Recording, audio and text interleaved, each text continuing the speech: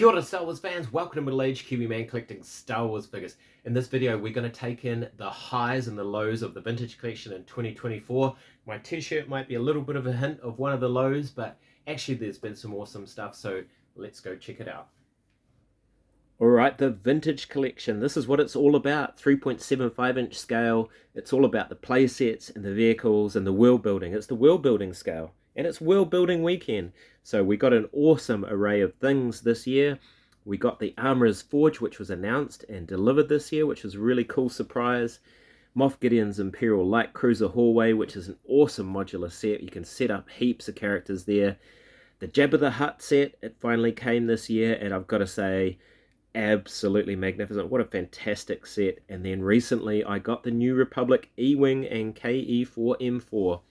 But I gotta say, the star of the show this year was the Blurg and the Mandalorian. I'm just going to have to pan down there. The Blurg was an incredible surprise, and the Mandalorian figure that it comes with is really awesome as well. So overall, world building, yeah, fantastic year for Vintage Collection.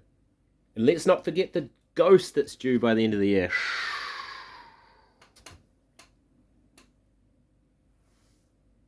Because of those awesome new playsets, I've had to completely redo my Mandalorian displays.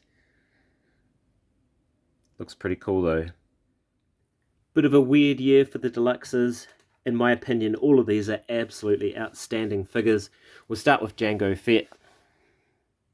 Just looks amazing. Perfect Jango Fett. Big controversy with him though was coming in this deluxe box and not really coming with a whole lot extra, so questionable whether he's deluxe or not. Garazeb Zeb Aureolus, another fantastic figure, big hefty dude, again in that box, even though the Rebels version is coming on a card, so that was interesting. And then finally Hasbro decided we're just going to do away with the boxes and we're going to have oversized cards. And we got Cobb Vanth, who was pretty outstanding as well. Potentially missing just a couple of little paint apps as we start to see the paint apps disappearing at the back end of 2024 for TVC. It's a really nice card image, but sorry, Hasbro, it's just too big. Doesn't fit in with the rest of my collection. Right, and there was some cool multi-packs this year. So got the Captain Enoch and Thrawn's Night Troopers. That was an outstanding set. So outstanding that my buddy Tyler from SWTVC bought like 36 packs of that, and you've just got to check out his images of his Night Trooper army and Thrawn. It's absolutely fantastic. In the middle there, I've got a couple from the Shriek-Hawk set. The Shriek-Hawk set was a big surprise to me. I didn't know that was coming in. We got a nice range of Mandalorians to add to that little covert that hangs out at Lakeside, which sounds a lot like a new development. Anyway, and the Phase 2 Clone Trooper set. Some fantastic clones in there. Really weird mix, but just a super duper set. I love that 332nd clone, the 501st clone. I don't really need that many more white clones, but anyway, cool nonetheless. And one of the 4 packs that I didn't bother with that came out this year was the X-Wing pilot set. Just wasn't for me. I might pick it up at some point, but I'm in no hurry. None of the characters, anyone that I know of. 4 packs, multi-packs, pretty cool this year. We got a lot of Mandalorians this year, that's for sure. And I have seen in the community some people saying they're mandoed out, but really, what can Hasbro do? Damned if you do and you're damned if you don't. They got out a lot of Mandalorians. They did some pretty smart reuse of tooling and stuff like that. So, you know, I for one am pretty grateful that they keep building out that world. It is the world building scale. And we got some pretty amazing characters this year, you've got to say. So I'm really glad to have built up this scene this year, but given it was the 25th anniversary of The Phantom Menace, really gutted that TVC got nothing for their anniversary. On the positive side, we did get that outstanding announcement about the HasLab Cantina. I absolutely cannot wait for that. It is going to look absolutely fantastic, and I love it. We also got a really cool announcement for a brand new Snowtrooper figure, which is coming out next year. I pre-ordered a few of those, and I know lots of people in the community have too.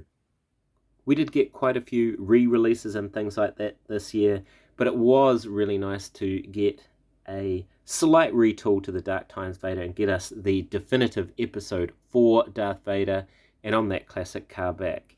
And of course, it was also good to get the VC-231 Stormtrooper out and available for people again. We also got finally an upgrade to our episode for Princess Leia Organa, and she came out phenomenally well. Really fantastic likeness. Looking forward to, I'm pretty sure we'll be getting a soft goods version of this sometime soon, but I thought they did an incredible job with this figure. We got some pretty good new media figures as well. So we had the Acolyte came out this year, and it was a controversial TV show. I get that. I really enjoyed it. It's just new Star Wars. But we got 3 pretty amazing figures from that show, and we've got a couple more coming next year, which is pretty cool. And as I film this, Skeleton Crew is just a couple of days away from dropping, so I haven't opened my Jodna Narwood yet, but I will soon, and I'm really looking forward to checking out that TV show as well. Alright, and sadly, Dr. Hu Yang is my disappointment of the year. Really looking forward to this figure. He's such a great character. He was awesome in the show, voiced by David Tennant. But look at this figure. He has barely any peg holes. I can't get him to fit in any stand. He keeps falling over for me. And he's just very glossy, plasticky. Doesn't look metallic or like a droid at all. I've seen some incredible custom paint jobs. That people have done a really good job with this. But do you know what, Hasbro? We shouldn't have to. So yeah, bit of a disappointment. Bit of a letdown. Dr. Hu Yang.